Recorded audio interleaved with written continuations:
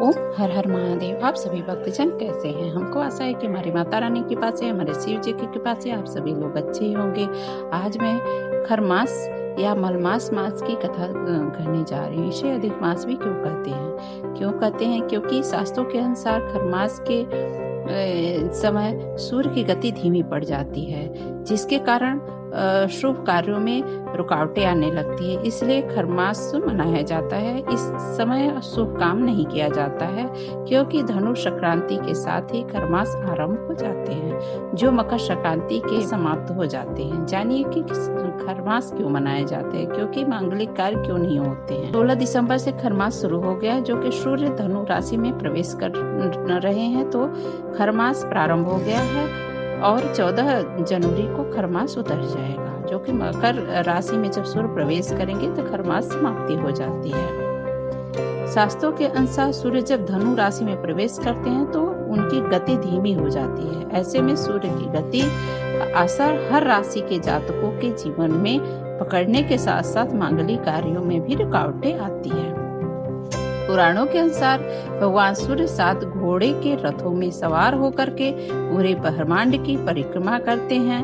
वह लगातार चलते रहते, लेकिन एक बार घोड़े की काफी थक जाने के बाद उन्होंने भूख और प्यास जब घोड़े को लगी तो भी उन्होंने इस दयनीय स्थिति में भी अपने घोड़े को लेके चलते रहे। ऐसी दशा देख करके वह द्रवित हो गए। रास्ते में ही वह घोड़ों को एक तालाब के किनारे ले गए, लेकिन उन्हें इस बात पर बिल्कुल भी अंदाजा नहीं रहा कि घोड़ों के रुकते ही पूरे ब्रह्मांड में हाहाकार मच जाएगा।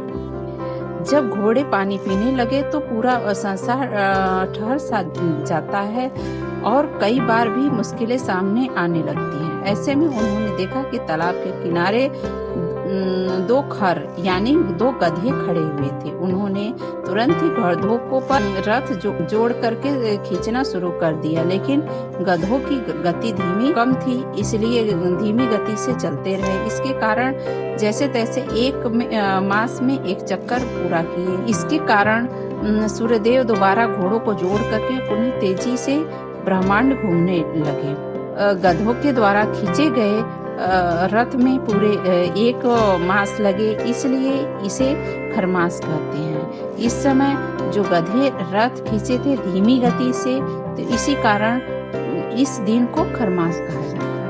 और इस समय सूर्य देवता धीरे धीरे चलते रहते हैं। खरमास महीने में हमें क्या करना चाहिए? खरमास महीने में हर रोज सूर्य देवता को थोड़ा सा लाल चंदन तांबे के लोटे में डाल करके और लाल फूल डाल करके सूर्य देवता को अर्घ देना चाहिए और आदित्य हृदय स्तोत्र का पाठ करना चाहिए। इससे शुभ फल की प्राप्ति होती है। लक्ष्मी नारायण की पूजा करनी चाहिए और सहस्त्र नाम का पाठ करना चाहिए। इससे क्या होता है कि घर में जो अशुभ संकेत होता है वो शुभ में परिवर्तित हो जाता है। खरमास में इष्ट देवता की पूजा करना चाहिए, दान पुण्य करना चाहिए, जिससे कि शुभ फल की प्राप्ति होती है, जीवन में आ रही बाधाएं दूर होती है। खरमास के महीने में जरूरतमंदों को दान देना चाहिए। देवी देवताओं को प्रसन्न रखने के लिए माता लक्ष्मी की पूजा करनी चाहिए। खरमास के महीने में यथाशक्ति दान दक्षिणा पुण्य का काम करना चाहिए, जिससे कि अशुभ संकेत जो कुंडली में आ रहा हो वो शुभ में परिवर्तित हो जाए। यह कथा